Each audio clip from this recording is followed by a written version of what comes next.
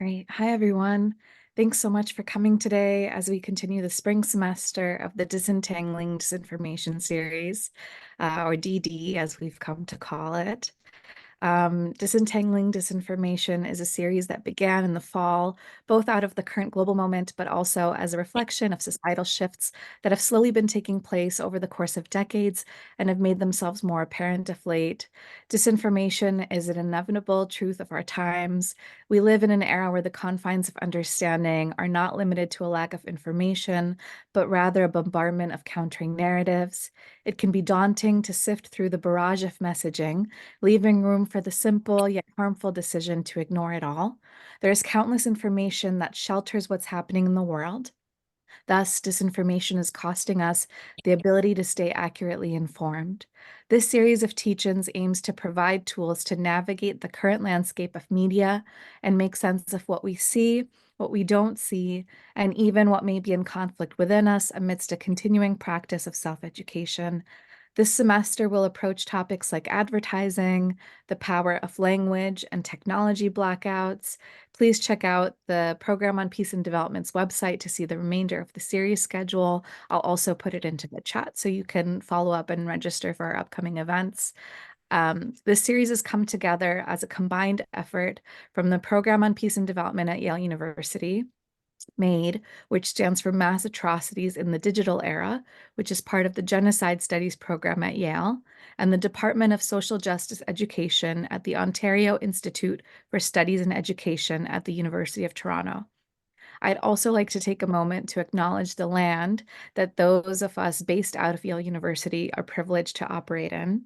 Yale University acknowledges that Indigenous peoples and nations, including Mohegan, Mashantucket Pequot, Eastern Pequot, Schaghticoke, Golden Hill Paugussett, Niantic, and the Quinnipiac and other Algonquin-speaking peoples have stewarded through generations the lands and waterways of what is now the state of Connecticut.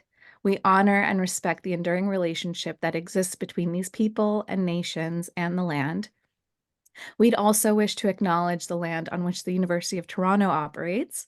For thousands of years, it has been the traditional land of the Huron-Wendat, the Seneca, and the Mississaugas of the Credit. Today, this meeting place is still the home to many Indigenous people from across Turtle Island, and we're grateful to have the opportunity to work on this land.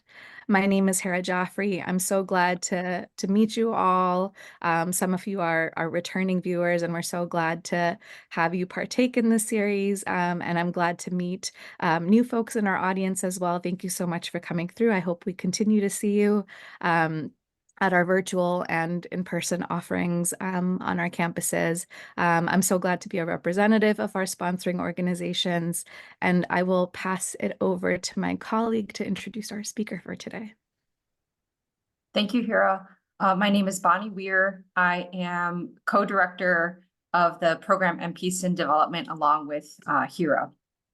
Today, I would like to introduce our speaker, Daniel Trottier. He's an associate professor at the Department of Media and Communication of Erasmus University, Rotterdam. His current research considers the use of digital media for the purposes of scrutiny, denunciation, and shaming. Daniel is the principal investigator of a 5-year NWO-funded project on this topic entitled Digital Vigilantism, Mapping the Terrain and Assessing Societal Impacts. He's also participating in a joint NSF-NWO project on mobile privacy and has previously participated in 2 European Commission projects on security, privacy, and digital media. Daniel has authored several articles in peer-reviewed journals on this and other topics, as well as social media as surveillance with Ashgate in 2012, identity problems in the Facebook era with Routledge in 2013, and social media, politics, and the state, again with Routledge in 2014. Daniel, thank you so much. Welcome. Thank you, Bonnie and Hera, for inviting me and for arranging this talk. Let me just share my slides.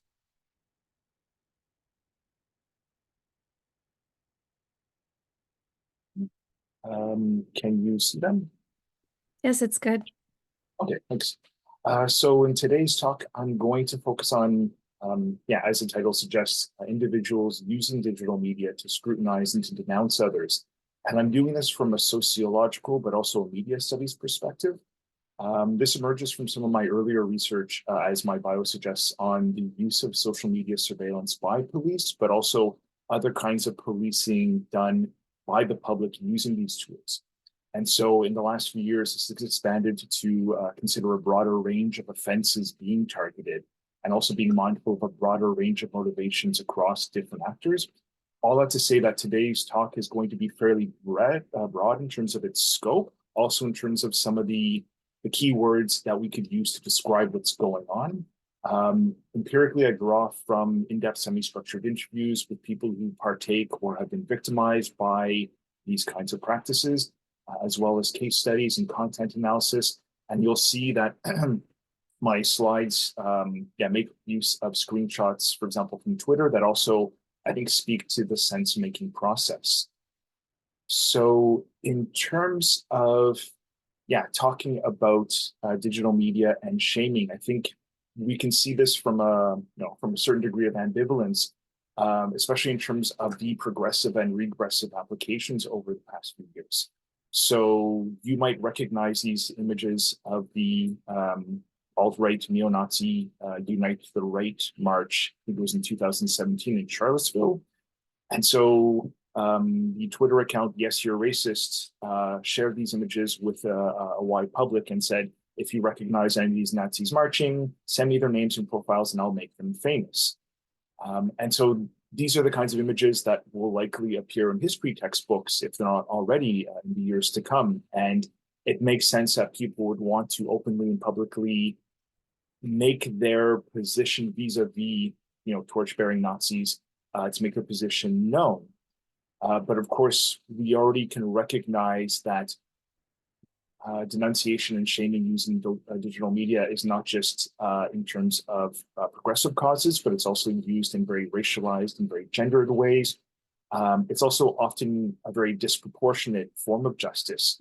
So this is a screenshot from a Dutch news story where a 68-year-old woman pickpocketed a 78-year-old woman's wallet in just a regular shop.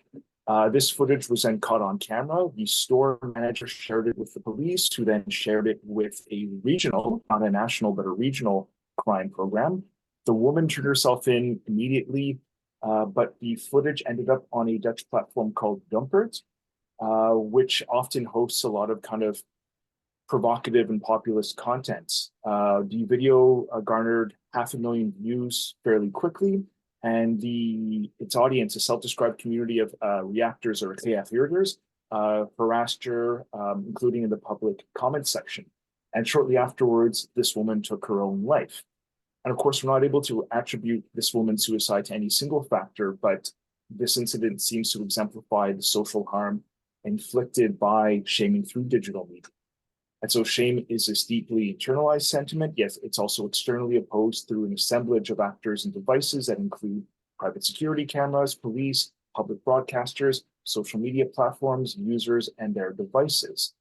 And the latter three here are part of a relatively novel development in which targeted individuals, for whatever reason, are rendered visible and accountable to a vaguely defined network of actors. We also see a type of ambivalence in these cases in terms of the enthusiasm that some might have in denouncing others, but also the vulnerability that they might face. And so this was sort of a semi-serious Twitter account saying, calling someone else for being shitty and problematic, but also at the same time, I hope no one finds those forum posts from 2006 to 2012. And so when you look at these kinds of screenshots from a social justice perspective, I think something that really stands out is there's a lot of actionable behavior in social media content that we might have previously tolerated or not tolerated, but that there's more, calling out these practices, there's more denunciation, there's more taking a stand. I think we can also interpret this from a surveillance imaginary in terms of the types of visibility we imagine either ourselves to embody or vulnerabilities that others, for example, political opponents, might embody. So as you heard, I led a 5-year project on justice seeking through digital media using vigilantism as a conceptual lens. I don't want to get into too much detail here, but I think if you look at Les Johnston's definition of vigilantism and consider how digital media might alter this, with conventional vigilantism, the sort of boundary between private citizens and public state authorities has always been a bit questionable, but there's a further blurring of boundaries just in terms of the temporary alignments you can have between police and the public. And of course, when it comes to violence, it's not just the use and the threatened use of physical force, but also relying on visibility as a form of cultural violence. So this 5-year project that I was involved in had a explicitly global focus. I hired 2 PhD researchers to focus on cases in China, Russia, and Central Asia. We had quite a diversity in terms of the morphology of cases. Some were one-off incidents, part of one's regular kind of diet of scrolling through content. Some of these were more prominent cases, some were sustained communities. We also considered a diversity in political alignment, and made sense of a lot of kind of early success stories or early sense-making cases, such as Martin Shkreli or Walter Palmer, or My Dad is the Gun, and so on. And what we see here in terms of a related practice of doxing is that it's not just a matter of digging up personal and private details, but also making all these relevant details, including the incident itself, widely accessible. And so another prominent case, at least in the Canadian context, as kind of this turning point, was when the Toronto police received a fair degree of criticism for sharing this image via their Twitter feed.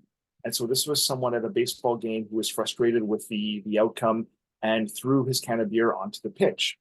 And so this was actually a screenshot that I think I took from my own Facebook account with the caption saying, "If I know anything about the internet, this guy might be in some trouble." And so, a lay person's interpretation recognizes that right at the outset, we're transcending any sort of online, offline distinction, even when it's people sort of by the body language, turning on one of their own in this very kind of sociological manner. We also know that the drama we're about to witness will definitely unfold via digital media. And of course, a lot of people get in trouble on the internet. In some cases, it's a white male hurling a beer can because of the sports team. An African-American woman might face a similar backlash for wearing her hair naturally. So we also get a sense of like the threshold for mobilizing an oppositional public also is fairly uneven. What's interesting to see here is that morality overlaps with entertainment. And it's not just that a lot of these cases happen to occur in the context of the entertainment industry, but that we consume the images, the stories, and the identities or reputations of those under scrutiny. So we see a kind of clash between an engagement and a reputation economy. And this is something that I think is fairly obvious if we're talking about public-facing individuals, such as athletes, politicians. But we also have to recognize that there's a ever steady slope downwards in terms of popularity, such that the amateur or the aspiring public-facing individuals are also facing similar types of vulnerabilities. And so it's maybe useful to consider this lens of cancellation or cancel culture. And so if we treat cancel culture as going beyond like a 21st century version of politically correct discourse or freedom of speech, and see it as something much broader or more generic, if we consider what it then means to be canceled, often in many of the prominent cases, we see that there's a rally of attention. So someone makes a very big deal of being canceled, licks her wounds in public. Maybe there's a book tour or a media tour later on. But it often is coupled with some sort of expulsion or exclusion from particular professional networks, ostensibly based on their bad conduct or beliefs or discriminatory behavior. We also see a certain degree of stigmatization, or what Garfinkel would refer to as a status degradation ceremony. So someone's reputation is lowered in a public sense. I find it's interesting to think about this in the context of the job market, especially with an eye to the world that many of our students, when they graduate, will enter.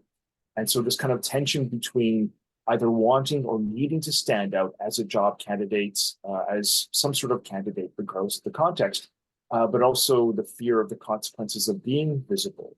And so when making sense of watching and being watched, some of the language that I think is especially useful is this idea of, as I said, being public facing. So in some degree or another, being dependent on mediated visibility for some sort of capital to mobilize people typically. And we see that to some degree, most professionals, most people on the job market are facing this. So within academia, at least within the Dutch context, we're facing increased calls to make our research and us as researchers open and accessible to the public, which in principle is a good thing. But if your topic can be interpreted as polarizing or somewhat controversial, that often leads to certain degrees of scrutiny or backlash that the institution itself or the professionals might not have experience with. And this, I would argue, is part of a broader court of public opinion, which is a fairly ephemeral term that both like participants and public commentators invoke in this kind of haphazard way. So I was kind of latching onto this term. So we can consider this as visible and less visible venues and fora where people share opinions about others for protection, for self-preservation, but also in other cases out of social dominance or abuse. So in a progressive sense, we can consider the so-called shitty men in media lists before Me Too really sort of exploded in the public eye as a more hidden or a more sort of restrained court of public opinion. But we can kind of consider this on different scales. So moving forward with that, if we're trying to make sense of contemporary digital media culture practices, I think we can summarize this by saying problematic tweets unearthed. That's often what we're seeing in terms of digital media culture. And so in terms of some of the overlapping trends here, I would argue that whether from a progressive or a regressive social justice approach, we're often getting a kind of refined sense of what we can call protest culture. And here I juxtapose this against earlier claims of online communities as engaging in slacktivism or clicktivism, namely the idea that we get very busy and worked up online, but it doesn't amount to much in the real world.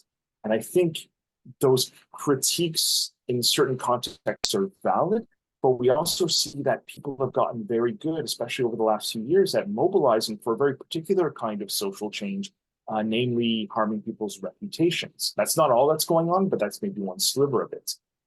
We can also add to this the notion, whether we're talking about South Korea, Slovakia, the Netherlands, the Anglo-American world, that there's an appreciation of extremely online practices. So excessive internet use as a form of engagement. So things like doom scrolling, rage scrolling, irony poisoning, knowing what it means to get ratioed, knowing what a deep dive is. So in living in this culture, people acquire certain skill sets, certain attitudes, they become familiar with particular discourses, and we see certain brands, certain politicians or other public figures adopting some of this terminology. And this, as one interview participant observed, it's a bit like seeing the world through the lens of like a Reddit page or 4chan or whatever the local context may be. Finally, we can consider the prevalence of bad faith interpretations. So seeing the worst in people as some sort of strategy. So taking what they say out of context and not seeking, for example, a just or proportional response or reintegration. To be fair, in some cases, seeing the worst in people is a survival tactic born out of trauma, so not wanting to be victimized again. In other cases, it's a form of entertainment, or, in cases like with 4chan or others, it's a form of malice. And coming from a surveillance studies perspective, this kind of undoes the importance of surveillance practices, because with bad faith interpretations, it almost doesn't matter what someone posts or what the context is. If someone is sort of categorically being discriminated against or being denounced, the actual information collection, the actual doxing, if you will, is beside the point. The judgment's already been made.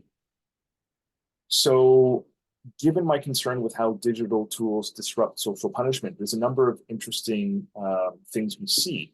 so that a lot of the same practices transcend any sort of legal and moral boundary.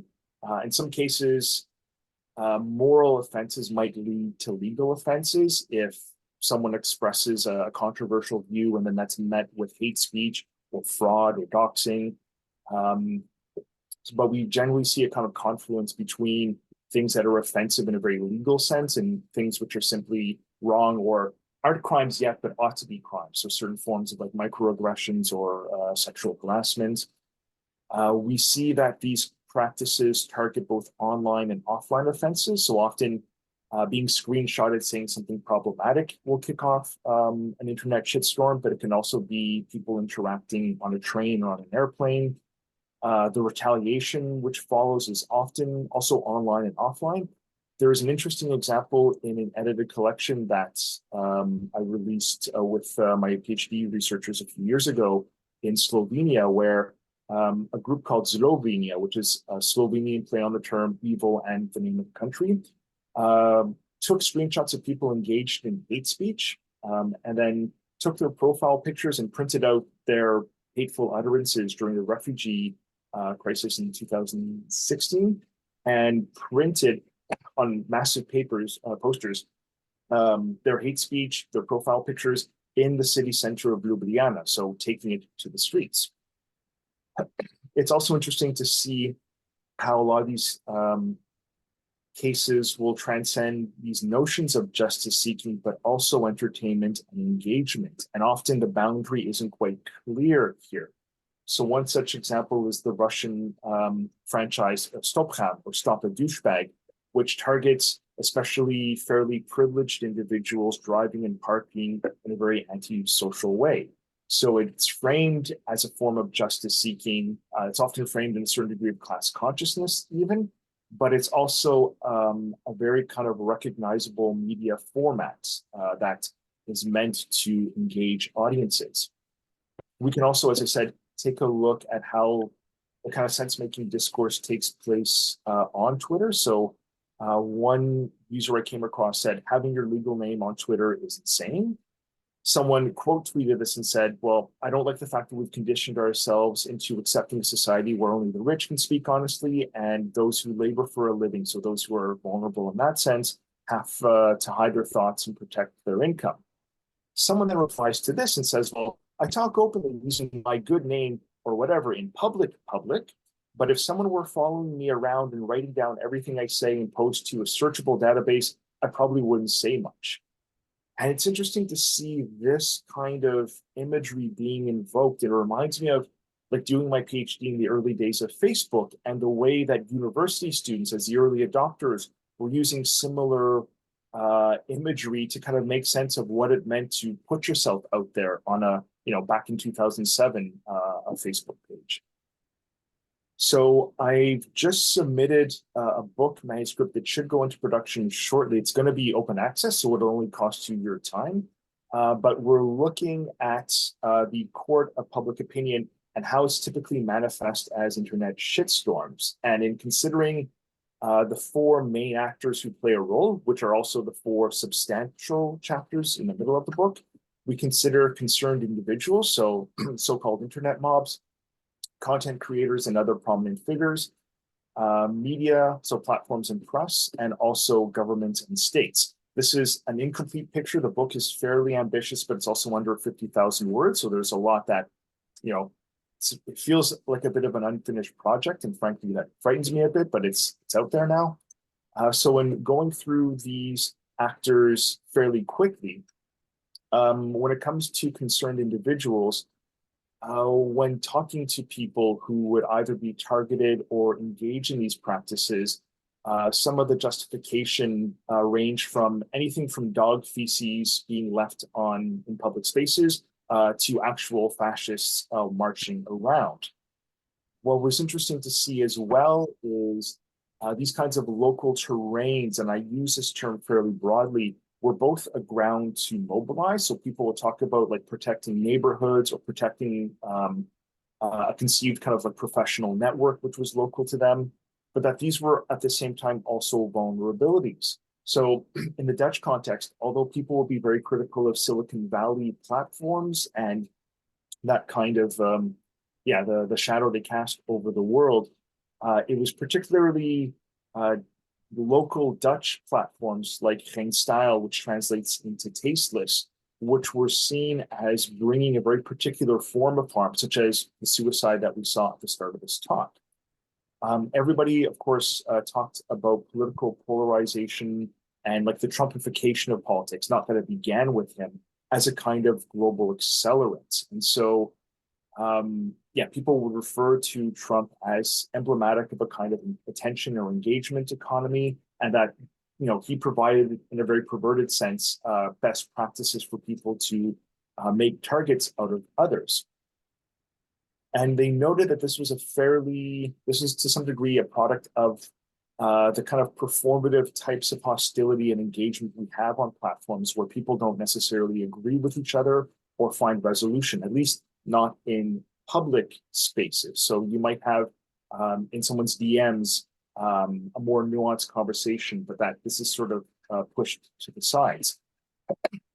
Job loss is recognized as a low-hanging fruit, in part because, to quote one of my participants, they're proven to be vulnerable.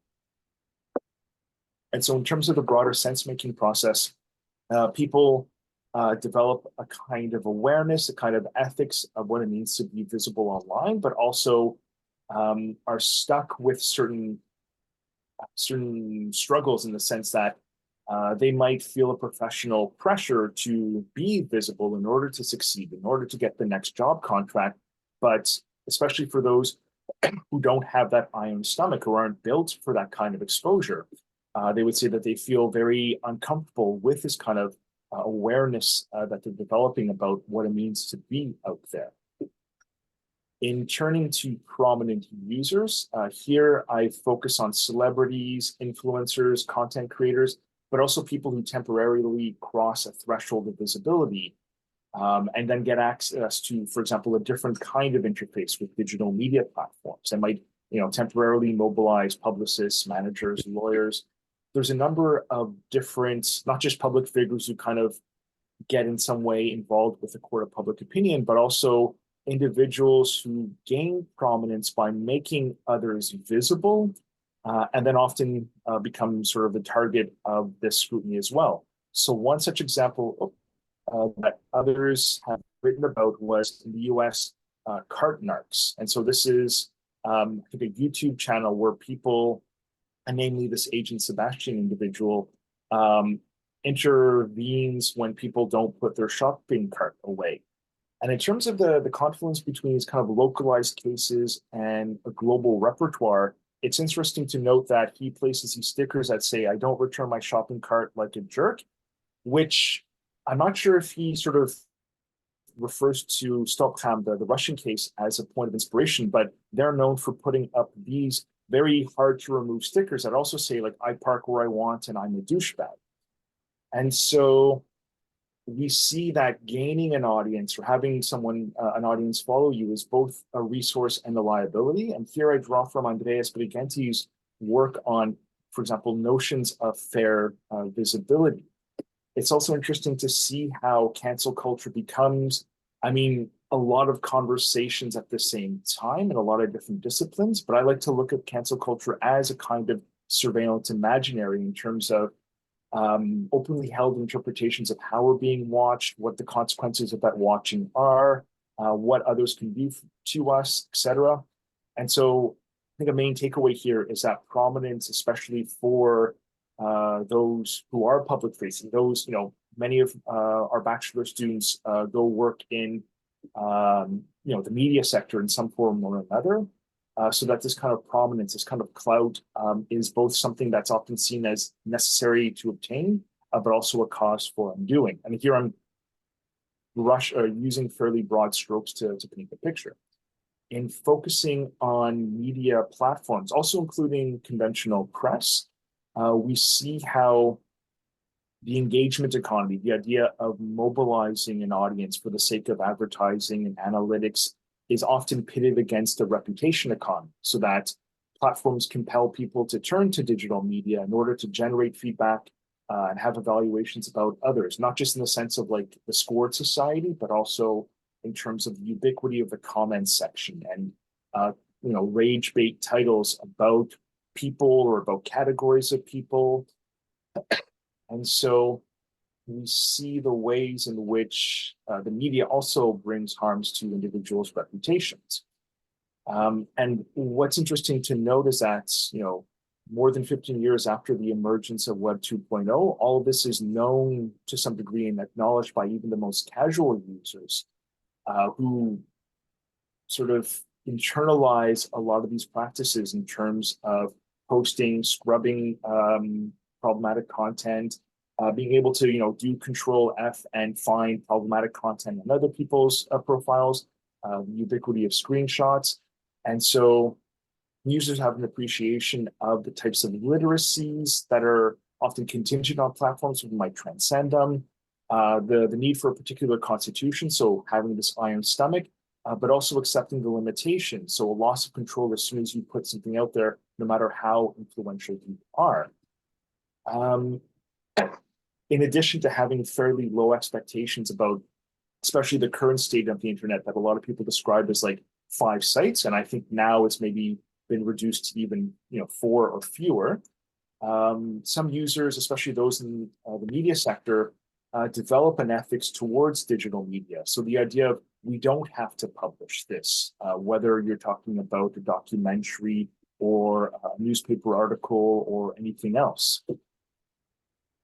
Now, there's a lot of examples of these platforms, and we often focus on the big ones like Reddit or Twitter or Facebook, but one that I've come across was called Turtle Boy, and I don't know the origin story of Turtle Boy. It seems like it started off as a Eastern Seaboard sports fandom website and then pivoted towards rage baits. And you see that on their headers. They have hood rat heroes and social justice warriors who they sort of dox and expose. And so you have these kind of ideological and socioeconomic categories of people who are good for rage bait. And so whether someone is saving someone's life in a Dunkin' Donuts just so that they could brag about it, or having the audacity to start a GoFundMe, we see that a lot of attention. I mean, assuming this is a working business model, a lot of viral videos don't actually go viral. So you can take a look at the metrics or going there. But what's I think interesting to note here is not whether or not this is a successful doxing strategy, but the fact that there's nowhere on this page you can click that doesn't lead to a business transaction. So you have the MAGA hats, you have the t-shirts, you have the shop, the books, you can donate. So you get a sense of the economic motives here. I'll work through this very quickly. So in terms of the role that states and police play, we take a look at this from a surveillance assemblage process. So looking at, for example, temporary involuntary partnerships between police, between states and other human and non-human actors. And also the lens of participatory authoritarianism. So the ways in which authoritarian or states with authoritarian tendencies, so casting that widely, might mobilize a civilian population in certain strategic ways. And so within this chapter, we propose sort of working typology that includes direct versus indirect forms of state intervention, stoking versus suppressing mediated shaming, and also the use of open versus less visible channels.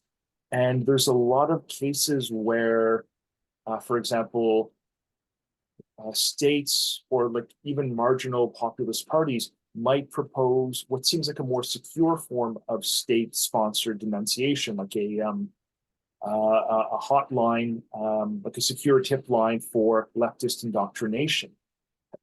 And what's interesting here is not only that tip lines against leftist indoctrination have appeared all over the place, including Germany, the Netherlands, and Canada, but that this often happens at the same time as user-led initiatives. In the Dutch case, within 1 week, you had, I think it was a Forum for Democracy, a far-right party, advocating for this, and then someone kind of organically creating a group without state support, but doing the exact same thing, but as a sort of more public, I think it was an Instagram page. So what you often have is these kinds of appeals to a public to not only share this information about a teacher who has leftist tendencies via a secure channel, but often via one's own public forums. But also because everything is sort of temporarily moved online, especially during the pandemic, but also since then. So it's not just a matter of denouncing what people say in class, but if you have your teacher on LinkedIn or on Twitter and they're talking about politics, well, there's a very kind of seamless transition from in-class surveillance to the broader world. And people like Charlie Kirk, especially during the initial lockdowns, were very cognizant of this in terms of making these appeals to their broader following.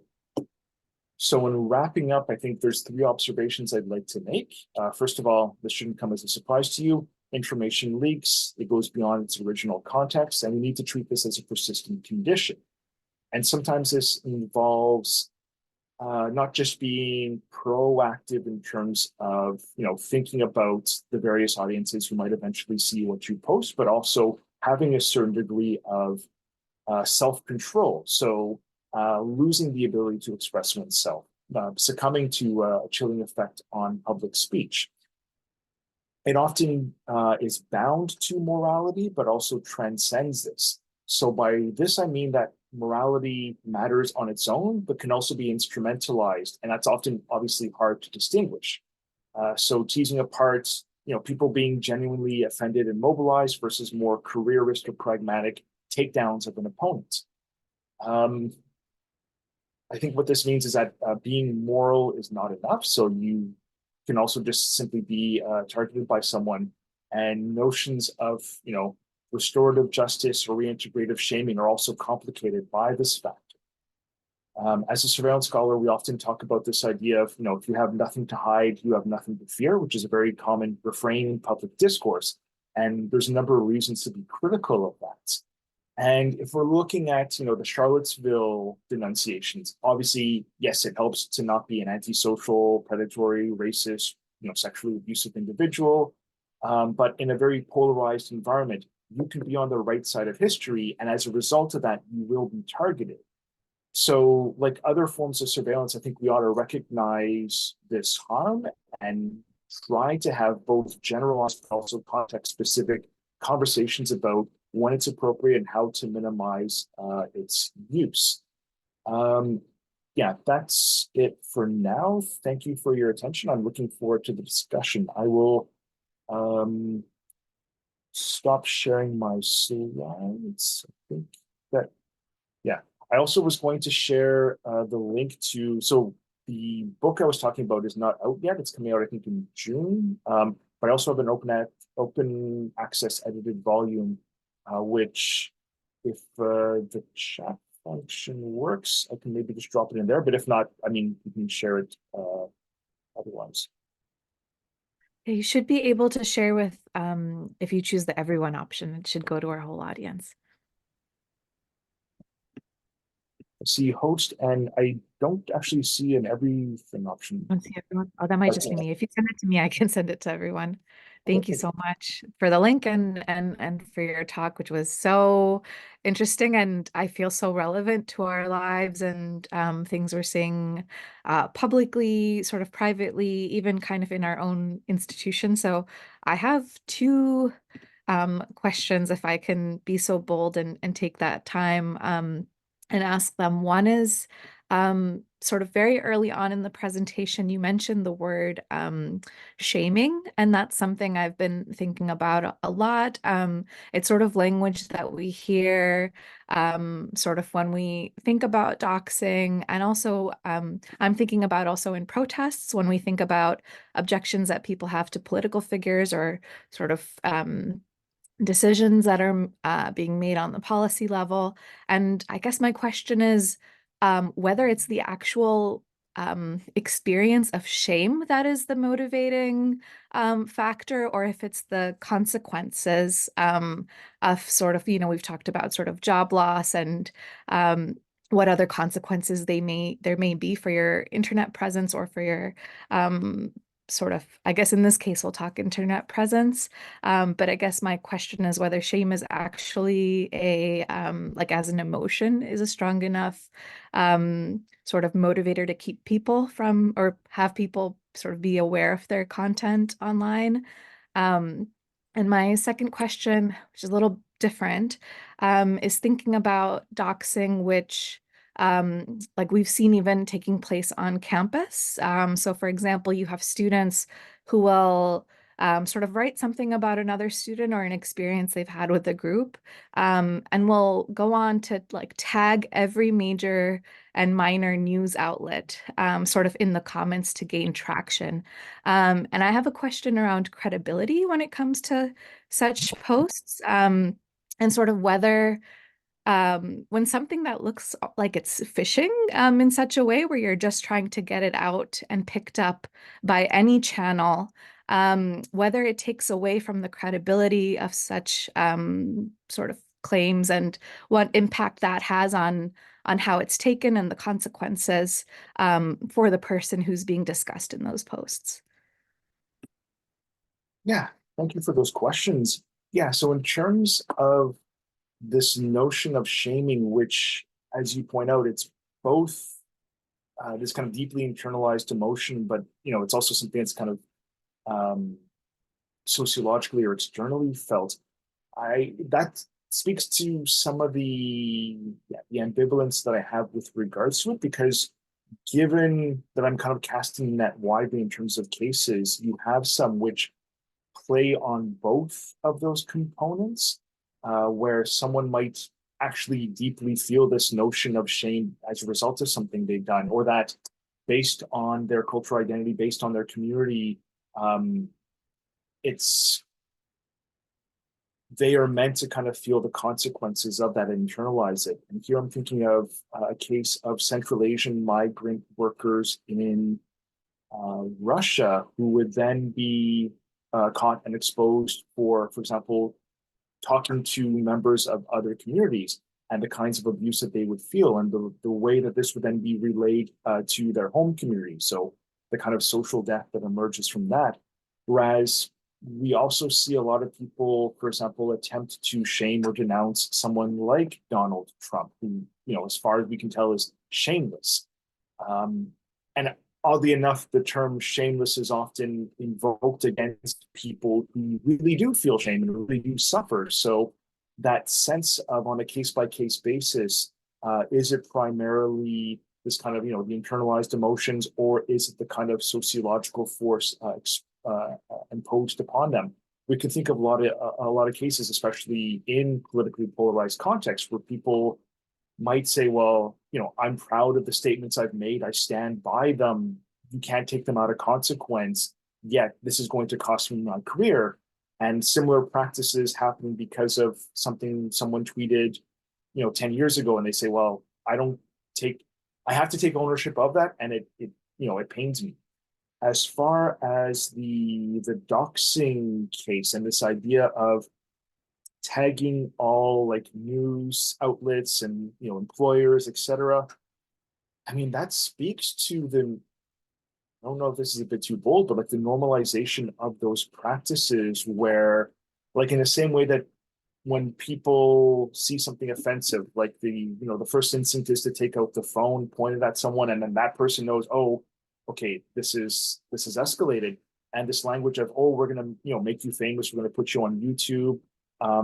But not just those expressions, but the idea of things like screenshotting or tagging like 30 employers and news agencies in the university. It reminds me a bit of the kind of excessive use of hashtags that some people will use to kind of also get a bit of traction for their posts, whether those are denunciatory or not. I think that you get a sense, whether you're talking about someone making content that is going viral in a more generic sense, or that wants to affect political change, an outside observer or a critical observer can look at it and say, okay, like this reeks of desperation, or this is a very kind of try-hard maneuver, or the term you used, credibility, it kind of undermines it if, someone's, yeah, I mean, in face-to-face settings, you see the equivalent kind of behavior and you roll your eyes in a public forum when you see that. I think where this gets a bit complicated is some of that activity might, to some viewers, effectively be behind the scenes. They might, if it gets picked up by one of those 30 news forums, or if the employer has to kind of condemn it, and that's what people see more primarily, then, I mean, mission accomplished as far as they're concerned. There's also, just given the polarizing nature of a lot of these cases, if I think of an example where I'm politically disgusted by someone's statement and someone tagged 30 employers, I think, yeah, good. That's absolutely the right approach. Whereas in other cases, yeah, so I don't know, I think we also can kind of position ourselves in terms of that perception. Yeah, I'll leave it there for now.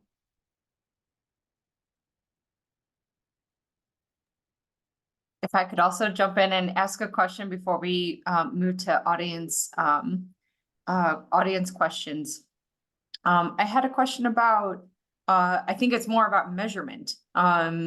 If social opprobrium is not a new thing, and nor are incredibly costly consequences for perceived transgressions of socially desirable traits or behaviors or stances, do we have an idea of how the digital era has affected the either degree or nature of the consequences that people face for these types of transgressions?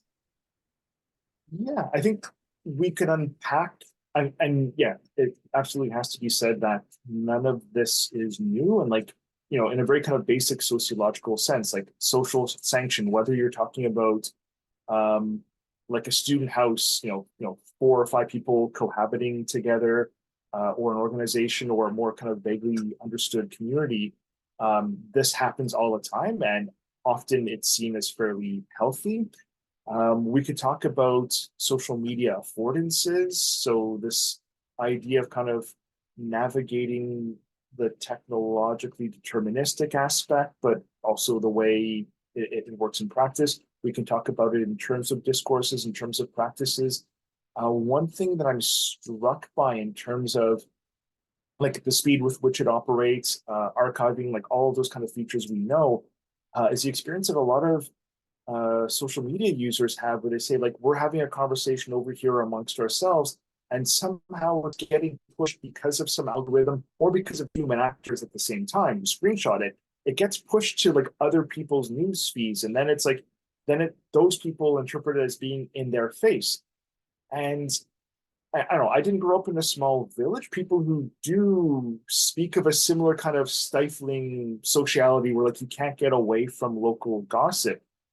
But I would wager that the ways in which you work around that are probably more manageable, as opposed to, yeah, whether you're talking about North American or Chinese or other social media platforms, the way in which things get pushed to spaces for the clicks effectively. I think that's a dynamic that's both a factor of the technology, but also, yeah, human practice, people getting good at the internet.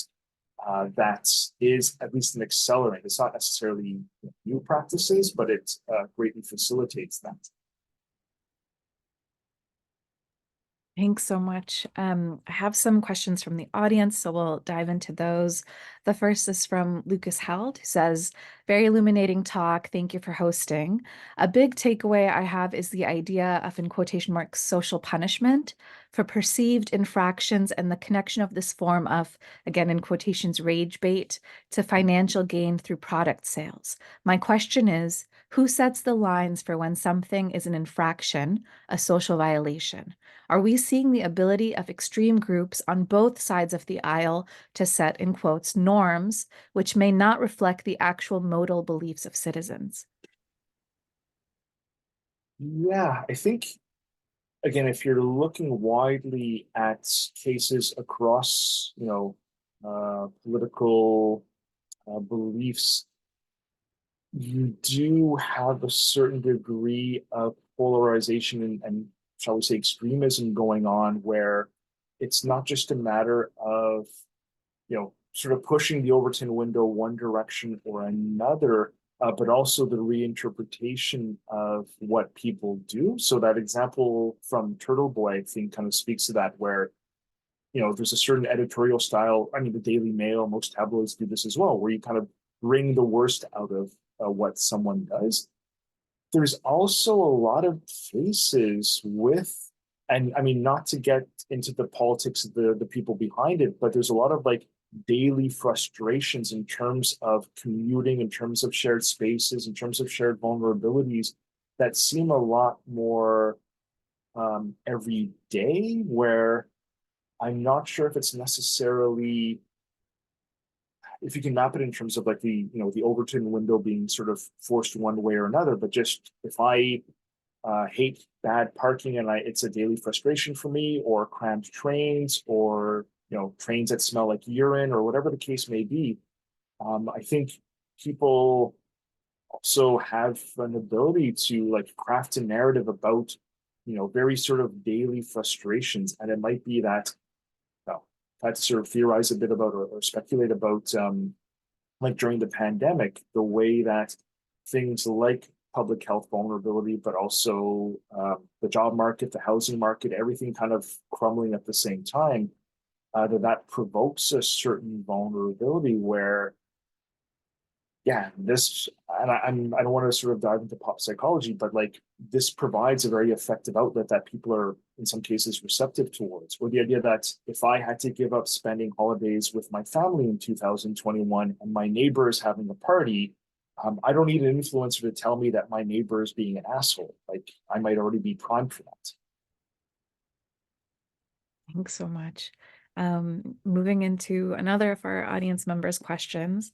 Thanks a lot for this presentation. I'd like to know about the idea of freedom of expression as defined by the owner's contexts in the social media platform, for example, Telegram.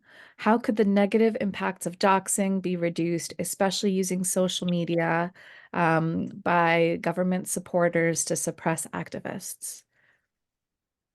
Yeah, so that's, yeah, I think a huge part of this ambivalence in terms of this, yeah, the way that if we focus on these more problematic forms of expression,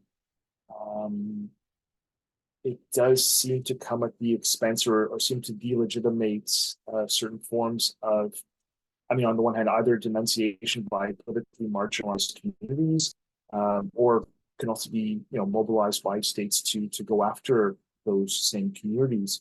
So as much as I like to engage with this topic by front loading the concepts or front loading the practices to show this kind of confluence between progressive and regressive, or between justice seeking and entertainment, at the end of the day, you have to pick your sides as a researcher or as a social media user. And so I think, yeah, there isn't, we can still talk about proportionality, even if maybe even thinking about like some of these long-standing social harms finally being addressed in the public eye, and thinking, well, did that go too far? Well, that might be wrong in one sense, but necessary in more grander sense. But I think it's still possible to kind of have a curiosity or a critical engagement with these practices, but also retain one's political commitments in terms of, I think one of the terms I use in the edited collection from 2020 was like, there's a difference between Nazis doxing and doxing Nazis. So. Thanks so much. I think that sort of segues well into a question from one of our sort of co-presenters today. So David, I'll ask you to come back up for your question. Yeah, absolutely. Thanks so much, and a real pleasure to listen in on this. And thanks, Sarah, for calling on me. My question was about it's actually about doing the research on this a little bit, but in a way also about the content. I was struck by the tweet that you showed, the sort of jokingly stated but poignant point of yeah, sure. I wouldn't want anyone following me around and recording everything I said for in a searchable archive, which is, you know, sort of how Twitter or X effectively is. But it made me think, like, I would like to do research. I do some research on extremism. I would like to do more. And one of the things that is a barrier is how hard it is to get access to social media data. So I was just sort of wondering, how do you balance the both practically and, I suppose, you know, what would be your ideal point in terms of balancing the privacy concerns of people who post and you know, your interests as a scholar studying patterns in how people post and affect society in that way? Yeah, I mean, thank you for that question. I think there's a lot to untangle in terms of the access issues, and that's always been a frustrating aspect if you're taking this, you know, setting aside the ethics, that a lot of this information, you know, doxing or whatever, is done in a very kind of temporary and strategic way, where the information will be put out there, the damage is done, and then it's removed for any number of reasons, either by the poster themselves, or moderators, or the platform, or someone simply didn't pay the hosting bill, and then it's taken down for other reasons. So the data is very scarce. As a researcher, that's very frustrating, and you know, I coach my students on how to cope with that. But you know, then we, in kind of scrambling to find this data as researchers, we realize, well, we're very similar, maybe a bit less skilled than some of the people we're studying. And of course, we're seemingly doing this for good. We might employ anonymization or pseudonymization, which could sometimes still be an effective barrier. You know, there's a lot of rules. I think like the AOIR, the Association of Internet Researchers, has some, you know, some of the best guidelines in terms of how to strike that balance. But I think the idea, like some of the measures that we have of like what counts as a public figure and who's kind of fair game to publish, I see that as an ongoing conversation, and especially in some cases it's measured by like how much a post has been sort of circulated. And so if someone didn't intend to go viral but went viral for the wrong reasons, and then we use that measure to say, well, it's already out there. And to be fair, as much as we want our research to be engaged, we are seldom the ones who kind of tip, you know, kick off the viral spike.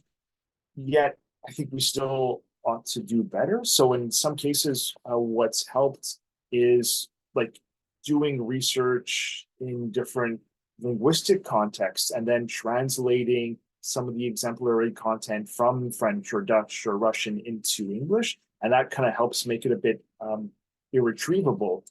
But especially like when I was doing an analysis, like press coverage of online mobs, as they're often described, I made a conscious decision not to quote the article so that you couldn't sort of then identify the people being targeted, but everything's still a Google search away. So there's always, yeah, just given the nature of the internet, given the nature of these, you know, as my PhD supervisor would have called them, like these leaky containers through which the information kind of gets out there. And, you know, the ingenious that even if someone's not able to put a name to a face or put a name to a tweet now, maybe in 2 years from now, AI will do that for them automatically.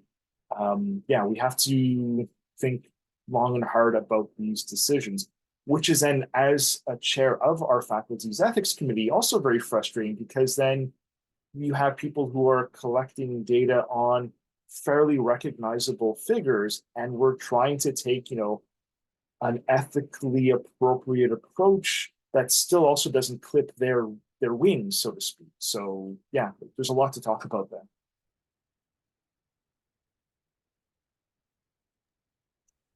Thanks so much for your time, for the presentation, for answering our questions. It's been incredibly useful for us kind of, again, as we consider disinformation and all of the different angles from which we can think about it and think about its influence in our everyday lives. This is sort of shed light on another dimension that's incredibly, again, useful and helpful as we navigate through the world. I wanted to bring the audience's attention to our next talk, which is taking place on Thursday morning. If you're on the East Coast and sort of can adjust it globally, it's at 9 a.m. Eastern time on Thursday.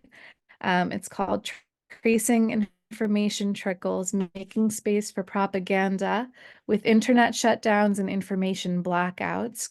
And this is with Nishant Shah, who is at the School of Journalism and Communication at the Chinese University of Hong Kong. So I do believe that timing might open up our widest sort of range of time zones that we've had to deal with. Sorry, the Netherlands got beat out just in the same week, you know?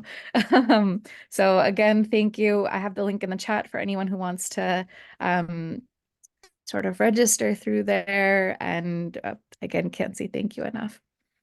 Yeah, thank you. I'm just grateful that this wasn't an April Fool's joke with the choice of dates, but yeah.